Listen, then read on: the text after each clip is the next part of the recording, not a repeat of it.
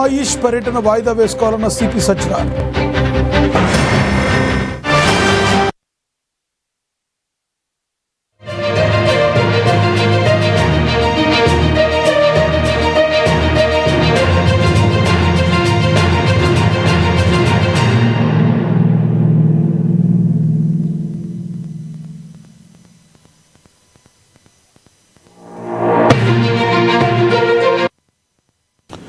నాంపల్లిలోని ఓ furniture షాప్లో అగ్ని ప్రమాదం జరిగింది. 4వ అంతస్తు భవనంలో భారీ ఎత్తున మంటలు వ్యాపించాయి.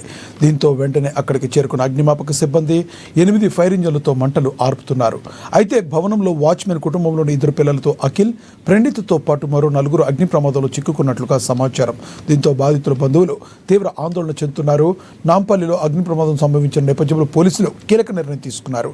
నాంపల్లిలోని నుమాయిస్ ఎగ్జిబిషన్ పర్యటన వాయిదా వేసుకోవాలని హైదరాబాద్ సిపి సజ్జనార్ సూచించారు. అగ్ని ప్రమాదంతో పాటు కావడంతో నాంపల్లిలో భారీగా ట్రాఫిక్ నిలిచిపోయింది. దీంతో అగ్ని ప్రమాదం జరిగిన చోటే రెస్క్యూ చేయడం కష్టంగా మారింది. దాంతో పోలీసులు ఎవరు ఎగ్జిబిషన్ సందర్శించేవారు తమ పర్యటనకు వాయిదా వేసుకోవాలని నగర వాసులకు విజ్ఞప్తి చేశారు.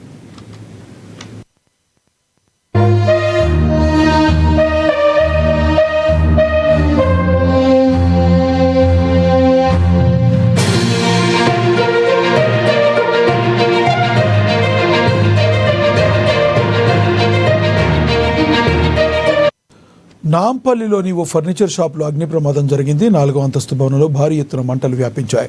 దీంతో వెంటనే అక్కడికి చేరుకున్న అగ్నిమాపక సిబ్బంది 8 ఫైర్ ఇంజన్లతో మంటలు ఆర్పుతున్నారు.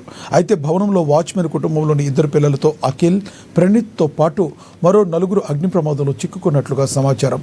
దీంతో బాధితుల బంధువులు తీవ్ర ఆందోళన చెందుతున్నారు. నాంపల్లిలో అగ్ని ప్రమాదం సంభవించిన నేపథ్యంలో పోలీసులు కీలక నిర్ణయం తీసుకున్నారు.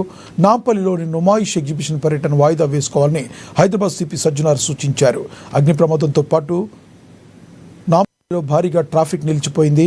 దాంతో అగ్ని ప్రమాదం జరిగిన చోట రెస్క్యూ చేయడం కష్టంగా మారింది. దీంతో పోలీసులు ఎవరు ఎగ్జిబిషన్ సందర్శించే వారు తమ పర్యటన వాయిదా వేసుకోవాలని నగరవాసులకు విజ్ఞప్తి చేశారు.